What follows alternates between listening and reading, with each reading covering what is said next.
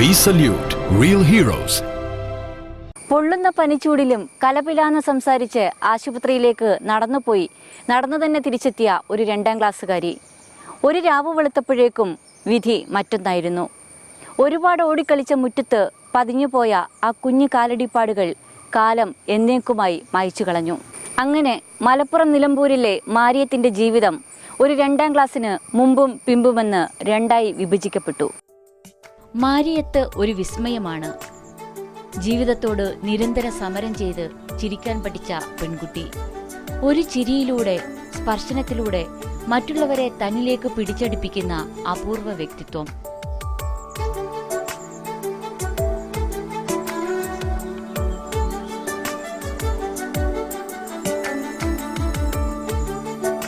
മാരിയത്ത് കഥ പറഞ്ഞു തുടങ്ങുമ്പോൾ കേൾക്കുന്നവർ അതിശയിക്കും. കാരമുള്ളിന്റെ മുനയുടെ മൂർച്ചയുള്ള അനുഭവങ്ങൾക്ക് പൂവിതളിന്റെ മൃദുലത പകരാൻ പഠിച്ചതെങ്ങനെ എന്ന് അതിശയിക്കും. ഒരു 2ാം ക്ലാസ്സുകാരിയുടെ പ്രസരിപ്പും കൗതുകവുമാണ് മാരിയത്തിന്റെ മനസ്സ് നിറയെ. ആ 2ാം ക്ലാസ്സിന് മാരിയത്തിന്റെ ജീവിതത്തിൽ വലിയ സ്ഥാനമുണ്ട്. ഒരു ദിവസത്തെ പനി കൊണ്ടാണ് എനിക്ക് ഈ ഒരു അവസ്ഥയിലായത്. പക്ഷെ അന്ന് ആ പനി വന്നപ്പോൾ എനിക്കോ എൻ്റെ വീട്ടുകാർക്കോ അറിയില്ലായിരുന്നു ഇങ്ങനെ ജീവിതകാലം മുഴുവൻ ഇങ്ങനെ ഒരു അവസ്ഥയിലാവാനുള്ള ഒരു പനിയാണ് അതെന്നുള്ളത്. അന്ന് ഞങ്ങൾക്ക് ആർക്കും അറിയില്ലായിരുന്നു. അതുകൊണ്ട് തന്നെ ഈ ഒരു പനി വന്നപ്പോഴും ഇങ്ങനൊരു അവസ്ഥയിലായപ്പോഴും ഒരുപാട് പ്രതീക്ഷ ഉണ്ടായിരുന്നു.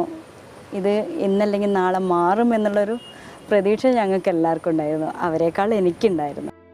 ഒരു പനിച്ചൂടിൽ ഉറങ്ങി എഴുന്നേറ്റതിന് ശേഷം മാരിയത്ത് നടന്നിട്ടില്ല. ഒറ്റ രാത്രി കൊണ്ട് അതുവരെയുണ്ടായിരുന്ന ജീവിതത്തിൽ നിന്നും അവൾ പടിയിറക്കപ്പെട്ടു.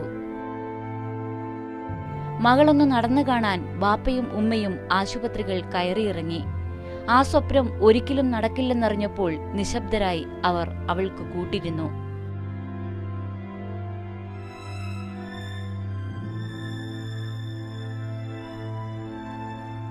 ഒന്നും ചെയ്യാനില്ലാതെ കട്ടിലിൽ കിടന്നു തീർത്ത നരച്ച നാളുകൾ, സഖികെട്ട് കമിഴ്ന്നു കിടന്ന് നിലത്തൂടെ ഇഴഞ്ഞു തീർത്ത പകലുകൾ, ഇനി എന്ത് എന്ന ഒറ്റ ചോദ്യത്തിന് ഉത്തരം തേടി ഉറങ്ങാതെ കണ്ണുമിഴിച്ചു കിടന്ന രാവുകൾ. അനുഭവിച്ച ഏകാന്തതയും നിസ്സഹായതയും മനസ്സിൽ കൊണ്ടു നടന്നു കാലങ്ങളോളം. ഓടി നടന്നിരുന്ന കാലത്തെ കാഴ്ചകളായിരുന്നു ഓർമ്മയിൽ എപ്പോഴും. സഹോദരങ്ങൾക്ക് ട്യൂഷൻ നൽകാനെത്തിയവരിൽ നിന്ന് തന്നെ ഉപേക്ഷിച്ചുപോയ അക്ഷരങ്ങളും വാക്കുകളും പഠിച്ചെടുത്തു കുഞ്ഞു മാരിയത്ത്. എല്ലാവരും നമ്മളെ കണ്ടിരുന്നത് ഒരു സുഖമില്ലാത്തൊരു കുട്ടി അല്ലെങ്കിൽ സുഖമില്ലാത്തൊരാൾ എന്നതിലപ്പുറം ഒരാളും എന്നോട് സമീപിച്ചിട്ടില്ല. അതൊക്കെ എനിക്ക് തോന്നിയിട്ടുണ്ട്. എനിക്കെന്താ അസുഖം എന്ന് ഞാൻ തന്നെ എനിക്ക് തോന്നി. എനിക്കൊരു അസുഖമല്ല, അതല്ലെങ്കിൽ എന്നും ഒരു വേദനപ്പെടുത്തുന്നൊരു അനുഭവമൊന്നുമല്ല. എനിക്ക് നടക്കാൻ വയ്യ എന്നുള്ളത് തിരിച്ചറിഞ്ഞത് ഞാൻ തന്നെയാണ്. ആ തിരിച്ചറിവിൽ നിന്ന് എനിക്ക് തോന്നിയത് ആദ്യം ഞാനങ്ങനെ ഇടയ്ക്ക് പുസ്തകങ്ങളൊക്കെ വായിക്കായിരുന്നു. 2ാം ക്ലാസ് പഠനം കഴിഞ്ഞിട്ട് പിന്നെ സ്കൂളിൽ പോകാൻ പറ്റിയിട്ടില്ല. അത് കാരണം ചികിത്സ മറ്റുള്ള കാരണത്താൽ വീട്ടിലുണ്ടാവാറില്ല. സാധാരണ വീട്ടിലുണ്ടാവാറില്ല. ആ ഒരു ഇതിൽ നിന്ന് എനിക്ക് പഠിക്കണം എന്നുള്ളൊരു തോന്നൽ എൻ്റെ മനസ്സിൽ ശക്തമായപ്പോഴാണ് ഞാൻ അതിനു വേണ്ടി ശ്രമിച്ചത്, പഠിക്കാന്നുള്ളത്. ഒരു 10 വർഷത്തിന് ശേഷം ഞാൻ പഠിക്കാൻ ഒരുങ്ങുകയാണ് ചെയ്തത്.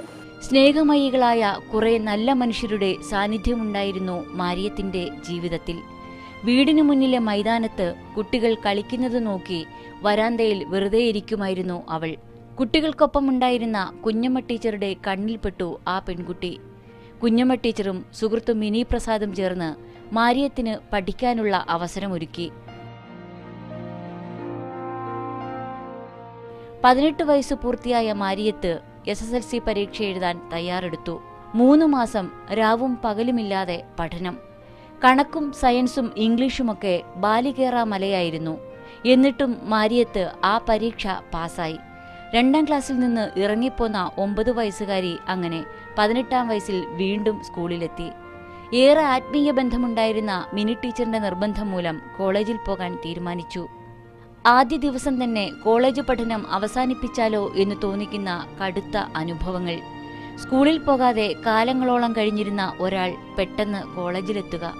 അധ്യാപകർ പറയുന്നത് എന്താണെന്നോ എന്തെഴുതണമെന്നോ അറിയാതെ അന്താളിച്ചിരുന്നു പോയി മാരിയത്ത്. സ്വന്തമായി പ്രാഥമിക കൃത്യങ്ങൾ പോലും നിർവഹിക്കാനാകാത്ത ഒരു പെൺകുട്ടിയുടെ ധർമ്മസങ്കടം വേറെ. നടക്കാനാകാത്ത ചേച്ചിയെ അനുജൻ ഫിറോസായിരുന്നു കൈകളിൽ കോരിയെടുത്ത് ക്ലാസ്സിലെത്തിക്കുന്നത്.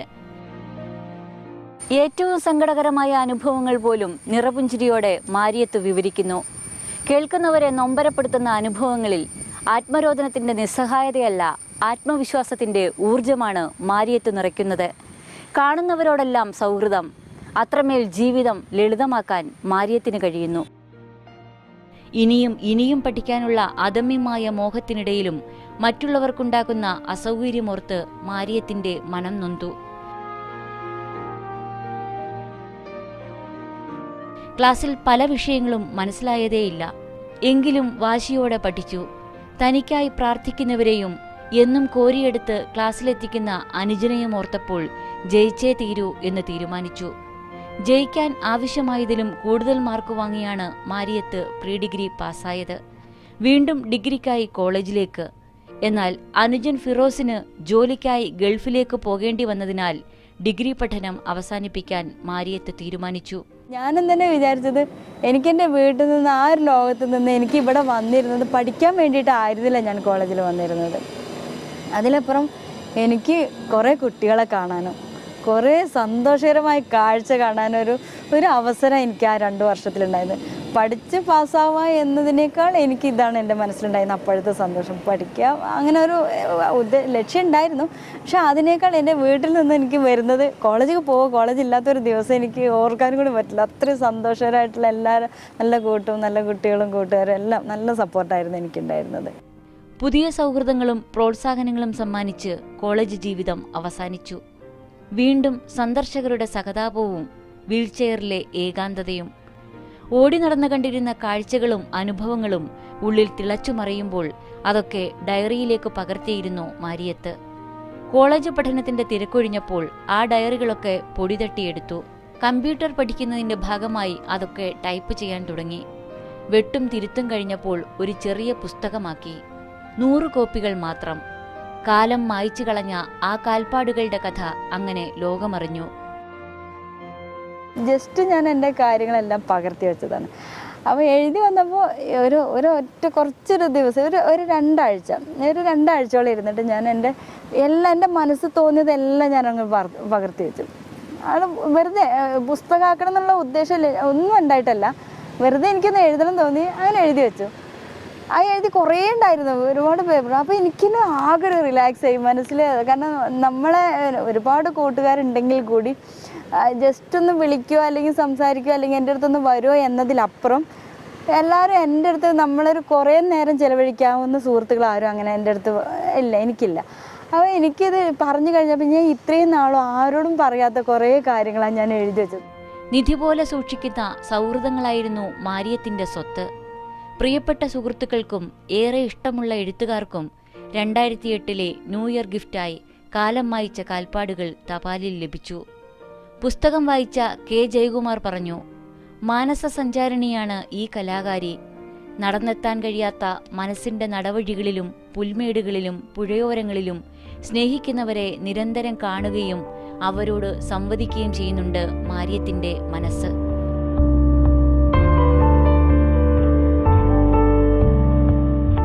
മാരിയത്തിന്റെ ചിത്രങ്ങളുടെ പ്രദർശനത്തിനായി മലപ്പുറം ആർട്ട് ഗാലറിയിൽ കെ ജയകുമാർ അവസരമൊരുക്കി. എൻ്റെ ഒരു പുസ്തകം ഇറങ്ങിയതിന് ശേഷം പിന്നെ എൻ്റെ ജീവിതത്തിൽ അതുവരെ ഉണ്ടായിരുന്ന ഒരു കാലത്തിൽ നിന്ന് ഒരുപാട് മാറ്റങ്ങളാണ് എനിക്കുണ്ടായിട്ടുള്ളത്. ആദ്യത്തെ പതിപ്പ് ഇറങ്ങി, ഇപ്പോൾ 4ാമത്തെ പതിപ്പിലെത്തിയ പുസ്തകം അത് തന്നെയാണ്. വായിച്ചിട്ട് ആ ഒരു പുസ്തകം വായിച്ചത് എന്നെ വിളിക്കുന്നതാണ് എനിക്ക് ഏറ്റവും വലിയ സന്തോഷം. കാരണം ആ ഒരു പുസ്തകം വായിച്ചിട്ടുണ്ടെങ്കിൽ അവരെന്നെ വിളിക്കുന്നത് അവരെന്നെ ഏറ്റവും അടുത്തറിഞ്ഞിട്ടാണ്. അതുപോലെ അല്ലാതെ അറിയുന്ന ഒരു ആളായിട്ടല്ല, അത് വായിച്ചിട്ട് വിളിക്കുന്നത് എന്നെ കൂടുതൽ അറിഞ്ഞിട്ടാണ് എന്നെ വിളിക്കുന്നത്. അപ്പോൾ അവരോട് എനിക്ക് കൂടുതൽ ഒരു അടുപ്പായിട്ട് അവർക്ക് എന്നോട്, എനിക്കവരെ അറിയില്ല, അവർക്ക് എന്നോട് വിളിക്കുമ്പോഴും അല്ലെങ്കിൽ അവരെന്നെ കാണാൻ വരുന്നതും ഒരുപാട് പേര് എന്നെ കാണാൻ വന്നിട്ടുണ്ട്. ഈ പുസ്തകം വായിച്ചിട്ട് ഒരുപാട് പേരെ പരിചയപ്പെട്ടിട്ടുണ്ട്, ഒരുപാട് വേദികളിൽ ഞാൻ പങ്കെടുത്തിട്ടുണ്ട്. അതൊക്കെ തന്നെയാണ് എൻ്റെ ജീവിതത്തിൽ എനിക്ക് ഏറ്റവും വലിയ മാറ്റം. മാരിയത്തിനെ കാണും വരെ ചിരി ഇത്രത്തോളം വലിയ ചിരിയാണെന്നും സ്നേഹം ഇത്രത്തോളം വലിയ സ്നേഹമാണെന്നും ഞാൻ അറിഞ്ഞിരുന്നില്ലെന്ന് ബാബു ഭരദ്വാജ് എഴുതുന്നു.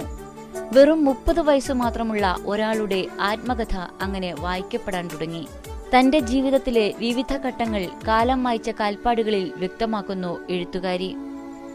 പുസ്തകം അയച്ചു കൊടുത്തിട്ടുള്ള എല്ലാവരുടെയും പ്രതികരണം അതെനിക്ക് ഭയങ്കര ഒരു അനുഭവമായിരുന്നു. കാരണം എല്ലാവർക്കും അത് ഇഷ്ടപ്പെട്ടു എന്ന് പറയുമ്പോൾ എൻ്റെ ജീവിതമാണത്. We salute real heroes. ജീവിതത്തിന്റെ വ്യത്യസ്തമായ 3 ഘട്ടങ്ങൾ. ഓടിക്കളിച്ച് നടന്നിരുന്ന കുഞ്ഞു മാരിയത്ത്, എന്നെങ്കിലും നടക്കാനാകുമെന്ന മോഹത്താൽ ഇഴഞ്ഞു നീങ്ങിയ മറ്റൊരു കാലം. ഇനി ഒരിക്കലും നടക്കില്ലെന്ന് ബോധ്യപ്പെട്ടപ്പോൾ ജീവിതം മാറ്റിയെഴുതാനിറങ്ങിയ 3-ാം ഘട്ടം.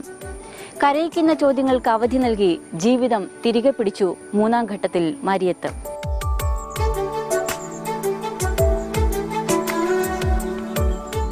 ജീവിക്കണം, വീൽചെയറിൽ കുടുങ്ങിക്കിടന്നല്ല, ഓടി നടന്ന് എല്ലാവരോടും കൂട്ടുകൂടി എല്ലാത്തിലും ഭാഗമായി. ആ ചിന്തയുടെ വെളിച്ചത്തിലാണ് മാരിയത്ത് പുറത്തു കടന്നത്.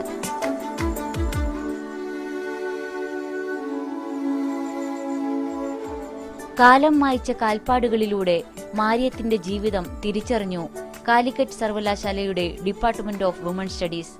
2012 woman achiever of the year പുരസ്കാരം നൽകി സർവകലാശാല മാരിയത്തിനെ ആദരിച്ചു. ഒപ്പം അന്ന് VC ആയിരുന്ന ഡോക്ടർ M. അബ്ദുൾ സലാം മുൻകൈയെടുത്ത് യൂണിവേഴ്സിറ്റിയിൽ ജോലിയും നൽകി.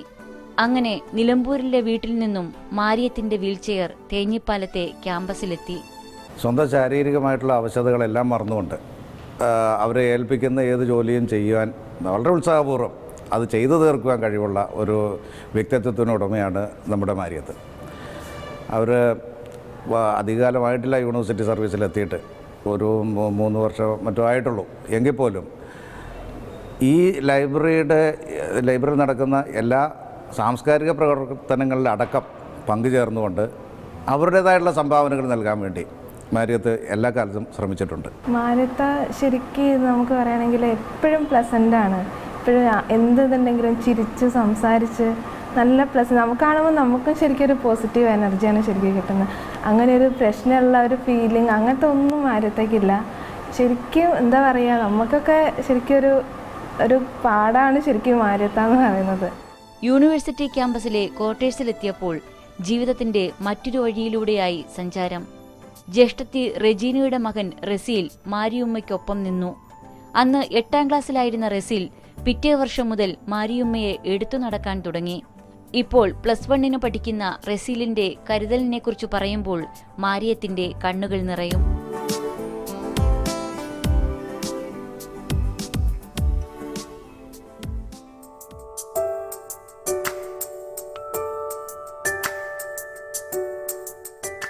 വെറുതെ ഇരുന്നു മടുത്തുപോയ പഴയ മാരിയത്തല്ല ഇപ്പോൾ. ഒന്നിനും സമയം തികയുന്നില്ല. അക്ഷരങ്ങളാണ് ജീവിതം മാറ്റിയെഴുതിയത്. വലിയ എഴുത്തുകാരിയൊന്നുമല്ലെങ്കിലും അക്ഷരങ്ങളിലേക്ക് പകർത്താൻ മനസ്സിലൊരുപാട് ഇനിയും കരുതി വെച്ചിട്ടുണ്ട്. വെറുതെ പറഞ്ഞവസാനിപ്പിക്കാൻ ഇഷ്ടപ്പെടാത്തതൊക്കെ കവിതകളായി. മോഹങ്ങൾ മുരടിച്ചു പോയ ദീർഘനിശ്വാസങ്ങളെ കണ്ടില്ലെന്ന് നടിച്ച് ലക്ഷങ്ങളാൽ മേനി മോടികൂട്ടുന്ന കല്യാണച്ചന്തകൾ.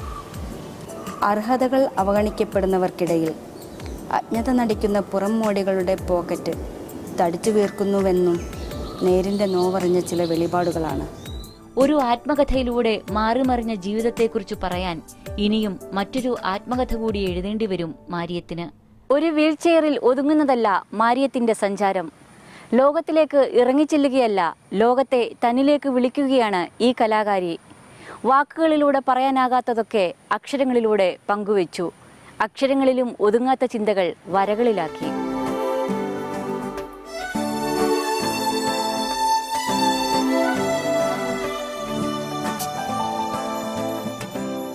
ആശുപത്രി കിടക്കയിലും വീട്ടിലുമായുള്ള വിരസ ജീവിതത്തിനിടയിലാണ് വരയ്ക്കാൻ തുടങ്ങിയത്. ഓടി നടന്ന് കണ്ടിരുന്ന പൂക്കളും ചെടികളും മനുഷ്യരുമൊക്കെ നോട്ട്ബുക്കിൽ നിറഞ്ഞു. അപൂർണമായ ചിത്രങ്ങളായിരുന്നു ആദ്യം വരച്ചു കൂട്ടിയത്. എങ്ങനെ വരയ്ക്കണമെന്നറിയാതെ വരച്ചതെല്ലാം മനോഹരമായ ചിത്രങ്ങളായി.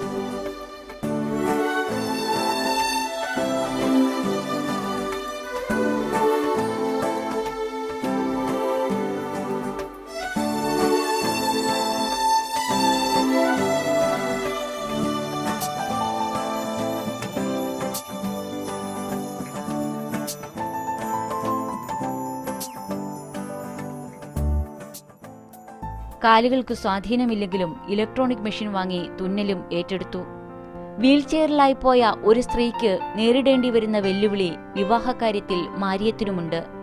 സഹതാപവും നിക്ഷിപ്ത താല്പര്യവുമായി എത്തുന്നവർ ഒരുപാടുണ്ട്. അവരെയെല്ലാം പടിക്ക് പുറത്തു നിർത്താനുള്ള ആർജവമുണ്ട് മാരിയത്തിന്.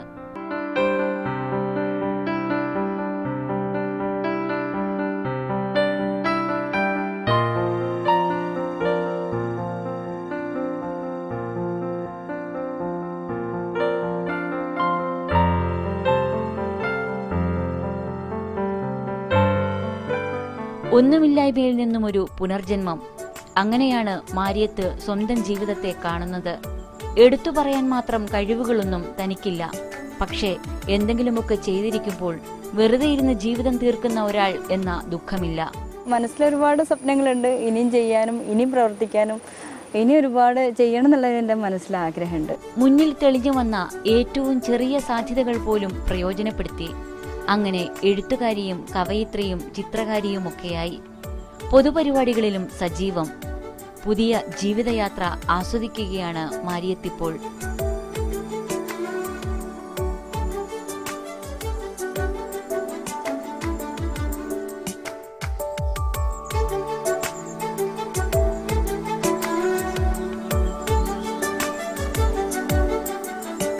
പലരും നമ്മളെ കണ്ടിരുന്നതും അല്ലെങ്കിൽ പലരും നമ്മളെ സമീപിച്ചിരുന്നതും അതല്ല സത്യം.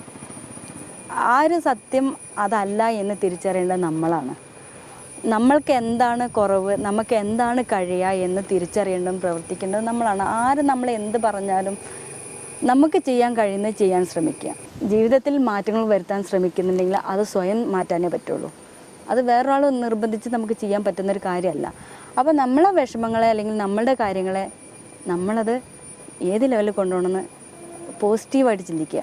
കാരണം നെഗറ്റീവുകൾ ഒരുപാടുണ്ട്. എന്ത് കാര്യത്തിനും നമ്മൾ ഏത് കാര്യത്തിനും നമ്മൾ എപ്പോഴും ഏത് കാര്യത്തിനും എനിക്കില്ല എന്നുള്ളതല്ല, എനിക്കും നമ്മളിപ്പോൾ ഈ ചിന്തിക്കുന്ന പോലെ ഒരുപാട് നിരാശകൾ ഉണ്ടാവാറുണ്ട്. പക്ഷെ ആ നിരാശ കഴിഞ്ഞ ഒരു പ്രതീക്ഷ നടക്കുന്നുള്ളത് എനിക്കറിയാം. ആ ഒരു കാലയളവ് നമ്മൾ ക്ഷമയോടെ കാത്തിരുന്നാൽ മതി. അതിലേക്ക് എത്താൻ നമ്മൾക്ക് കുറച്ച് കഷ്ടപ്പെടേണ്ടി വരും, കുറച്ച് കാത്തിരിക്കേണ്ടി വരും. പുതിയ ജീവിതത്തിന് പിന്നിലെ ഓരോ കൈത്താങ്ങുകളെയും പേരെടുത്തു പറഞ്ഞ് നന്ദി അറിയിക്കുന്നു. എന്നെക്കുറിച്ചല്ല, എനിക്ക് കിട്ടിയതിനെക്കുറിച്ചാണ് ഞാൻ പറയുന്നത് എന്ന് ഓർമ്മിപ്പിക്കുന്നു. നിഷേധിക്കപ്പെട്ട വെളിച്ചവും കാഴ്ചകളും കാണാൻ വലിഞ്ഞു നീന്തി വാതിൽപ്പടിയിൽ കാത്തിരുന്ന ഒരു പെൺകുട്ടിയായിരുന്നു മാരിയത്ത്. ആരൊക്കെയോ ചൂണ്ടിക്കാട്ടിയ ജീവിതപാതകളിലേക്ക് ഉത്സാഹത്തോടെ കടന്നു ചെല്ലാൻ അവൾ ധൈര്യം കാട്ടി. ആ ധൈര്യം സമ്മാനിച്ച നിറവിൽ അവൾ കുറിക്കുന്നു. എല്ലാം കാണുക എന്നത് ആഗ്രഹമായിരുന്നു. എല്ലാം സഫലമാകുന്നത് പ്രാർത്ഥനയായിരുന്നു. വെയിലും വെളിച്ചവും കാറ്റും മഴയും നിഴലും നിലാവും ജാലകങ്ങൾക്കപ്പുറം പുതുകവിതകൾ എഴുതുന്നു. വിഫല സ്വപ്നങ്ങളുടെ ജലഛായങ്ങൾ അലിഞ്ഞുപോകുന്നു. ഒഴിഞ്ഞ ക്യാൻവാസിലെ നിറഞ്ഞ പൂമൊട്ടുകൾ ഓരോന്നായി വിടരുകയാണ്, പുതിയ നിറക്കൂട്ടുകളുമായി.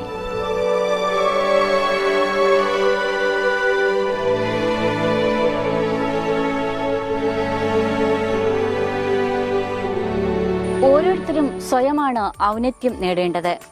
ജീവിതം എങ്ങനെയായിരിക്കണമെന്ന് നിശ്ചയിച്ച് അതിനനുസരിച്ച് തയ്യാറെടുക്കുന്നവർക്ക് സങ്കടപ്പെടേണ്ടി വരില്ല. ആ ഉറപ്പ് നൽകാൻ മാരിയത്തിന് കഴിയും. ഏതു പരിമിതികൾക്കിടയിലും ഉറച്ച ആത്മവിശ്വാസമുണ്ടെങ്കിൽ അതാണ് സ്വതന്ത്രമായി ജീവിക്കാനുള്ള കരുത്ത്. വെളിച്ചം തേടി അലയുന്നവർക്കിടയിൽ സ്വയം വെളിച്ചമാകാൻ മാരിയത്തിന് കഴിഞ്ഞു. ആ നിശ്ചയദാർഢ്യത്തിനും അർപ്പണത്തിനും മുന്നിൽ വി സല്യൂട്ട്.